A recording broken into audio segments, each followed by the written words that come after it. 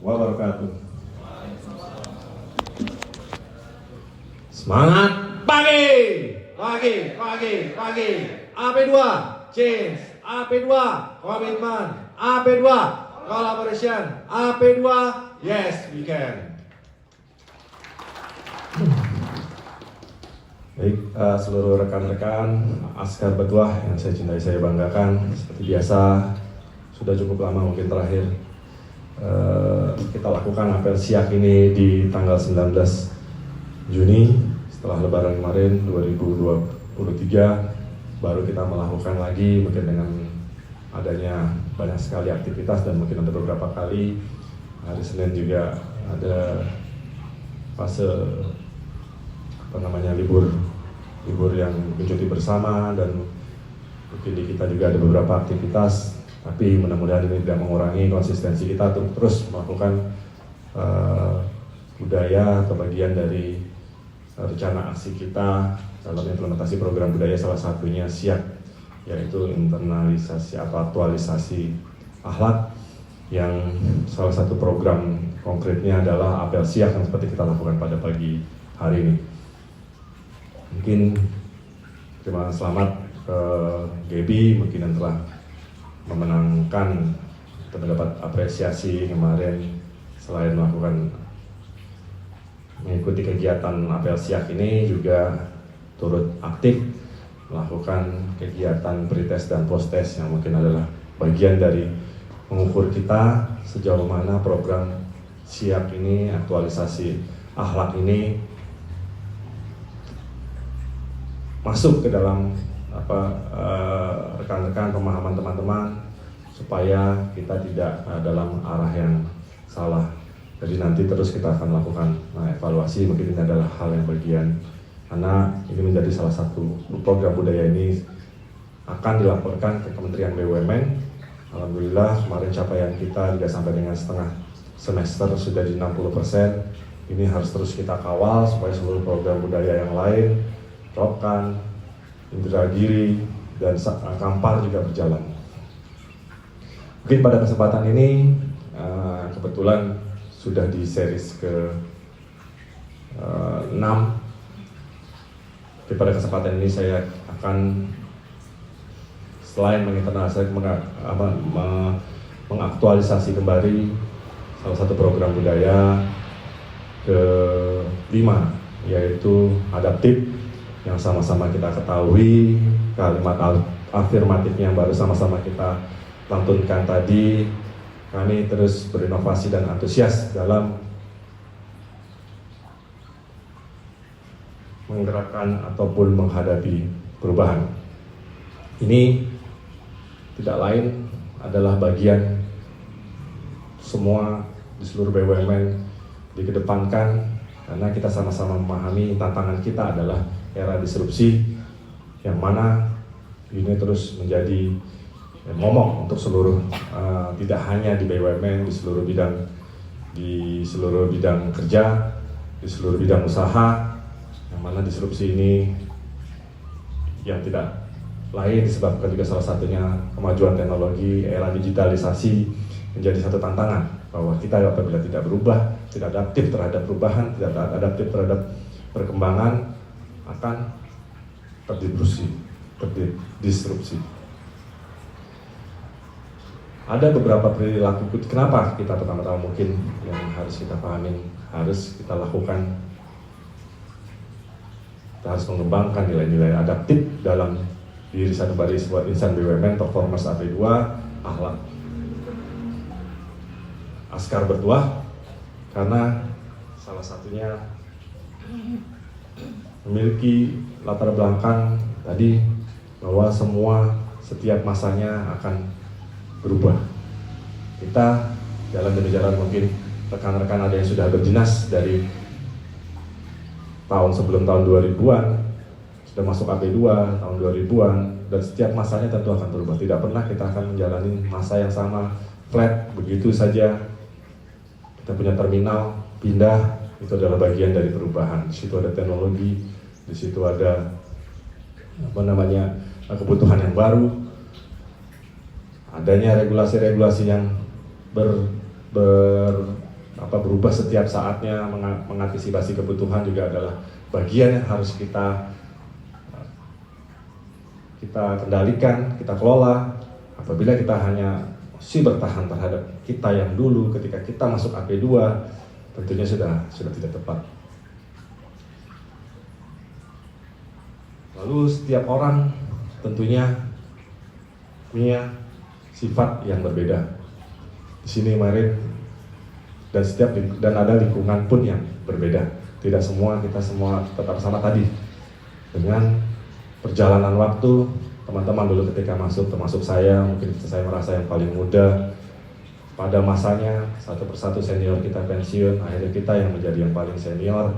Itu juga adalah bagian dari perubahan yang kita antisipasi. Apakah kita akan mempertahankan yang dulu, sementara yang saat ini sendiri tantangan kita, di bawah kita ada Gen Z, ada milenial yang tentunya memiliki cara hidup yang berbeda. Apabila kita tidak mengimbanginya, tentunya kita akan tertinggal, kembali lagi terdistribusi. Terus kemampuan kita harus bertahan, setiap orang terus harus bertahan hidup, perusahaan harus bertahan hidup.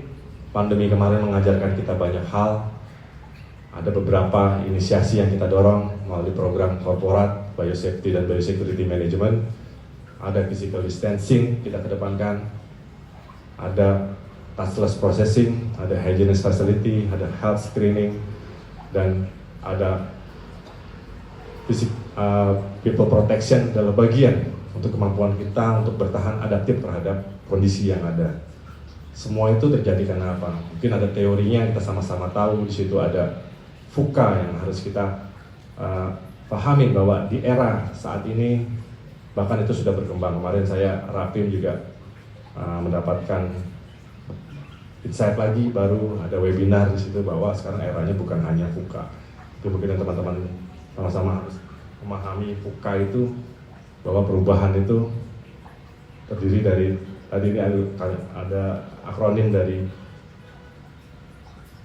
volatility atau perubahan yang cepat, lalu uncertainty, adanya ketidakpastian, lalu ada complexity, adanya kompleksitas, dan ambiguity atau adanya ambigu yang setiap saat akan terjadi. Akibat itulah kita bagaimana kita harus tadi memahami salah satunya untuk bertahan hidup. Apabila kita tidak berjalan, kita hanya melakukan itu hal-hal yang biasa, nanti juga ada yang mikirin, nanti atasan kita juga mikirin, nanti perusahaan kita mikirin, kita tidak akan tergerus tadi dengan era distribusi. Ada kalanya juga kita harus masuk lingkungan yang baru. Saya dengan pengalaman pindah-pindah dari di kantor pusat sempat di beberapa kantor cabang, ada di hampir di empat kantor cabang, tentunya memiliki lingkungan yang baru.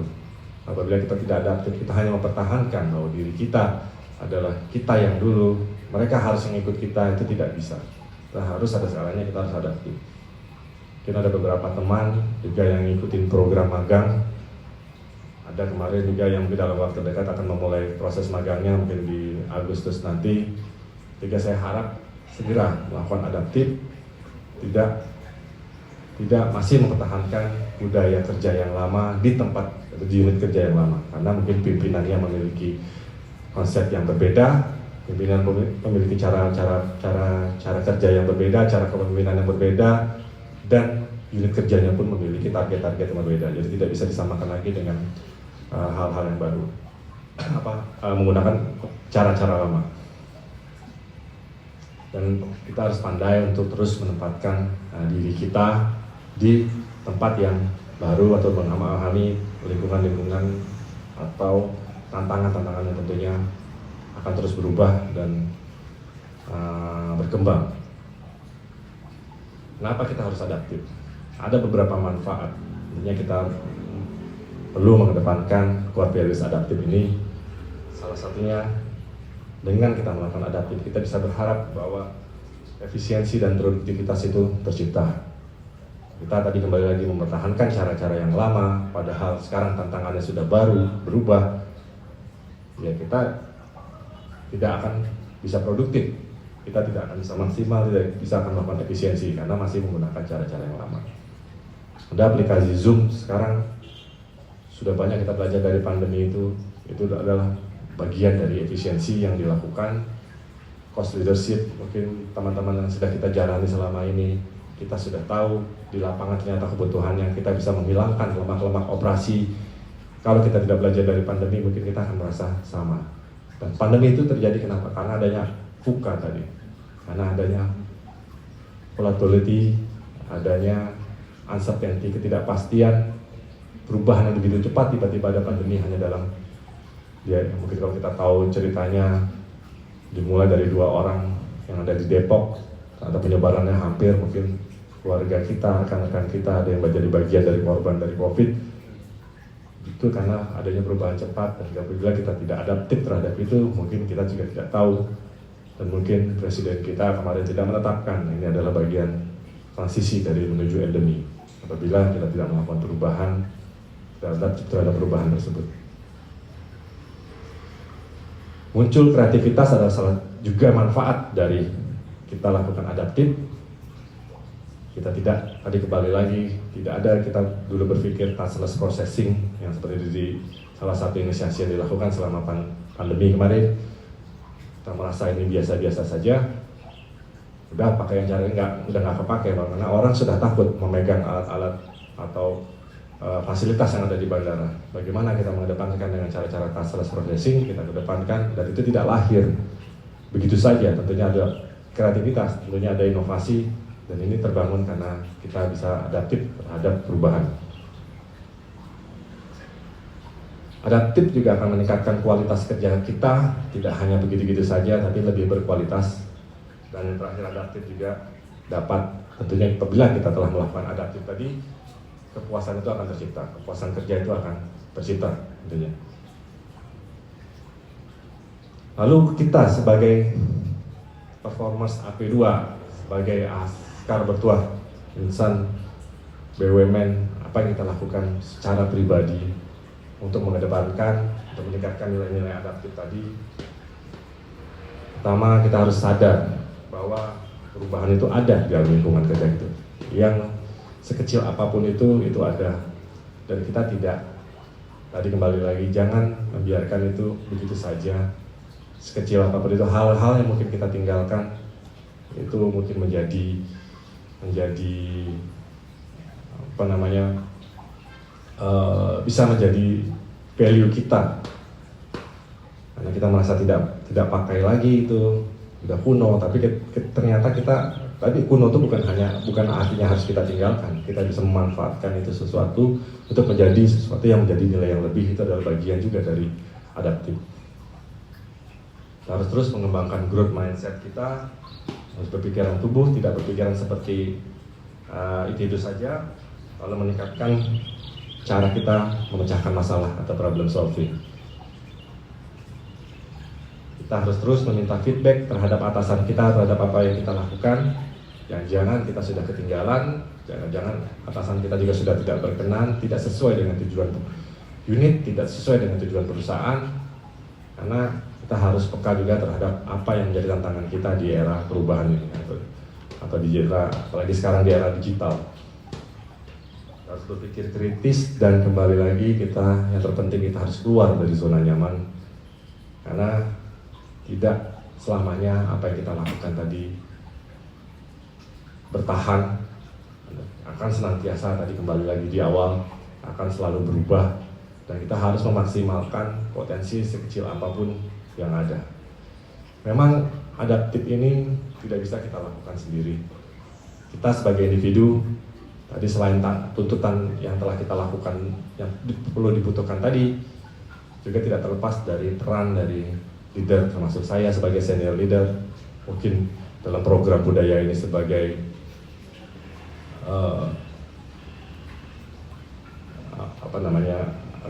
transform leader, lalu ada mentor di sini, change leader maksud saya. Di sini ada mentor juga, yaitu level manager, dan ada ranger.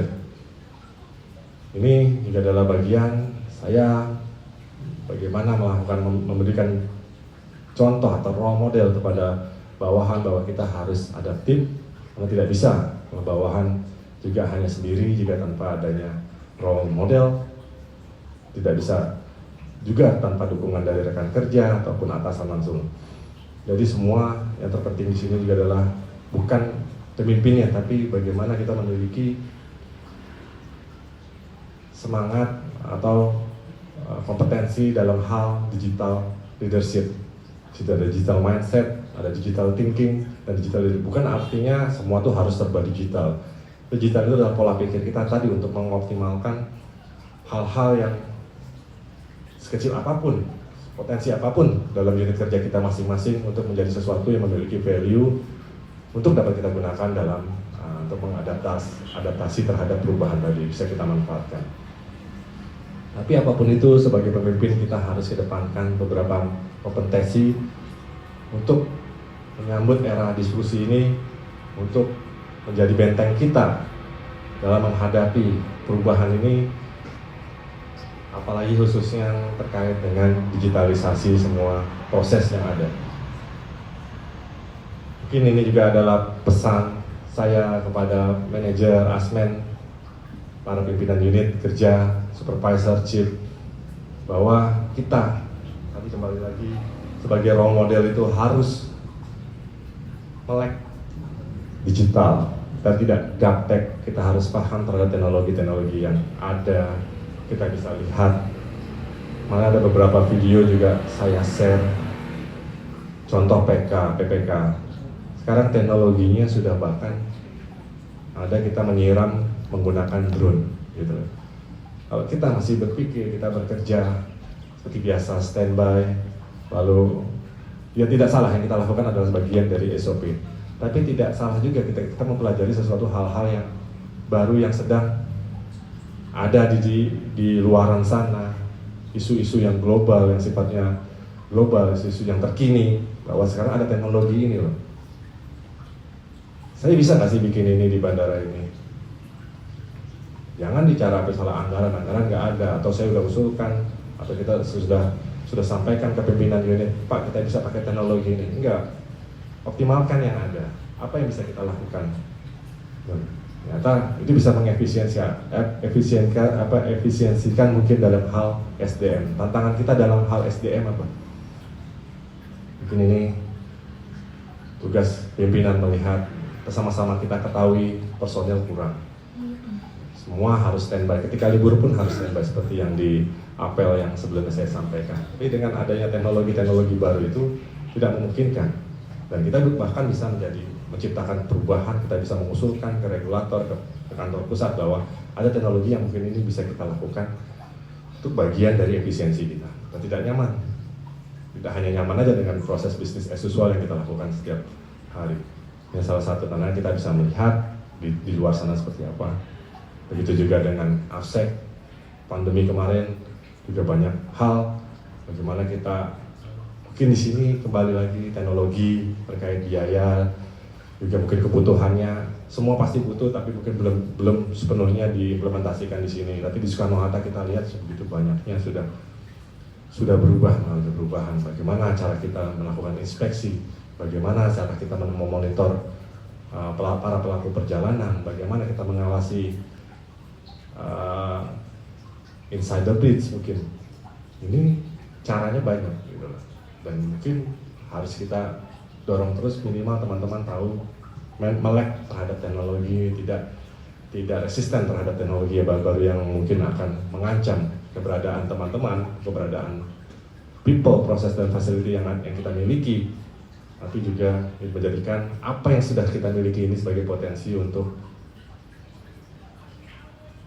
menghadapi perubahan tersebut ataupun menggerakkan perubahan. Pemimpin juga harus memahami arah perubahan itu kemana.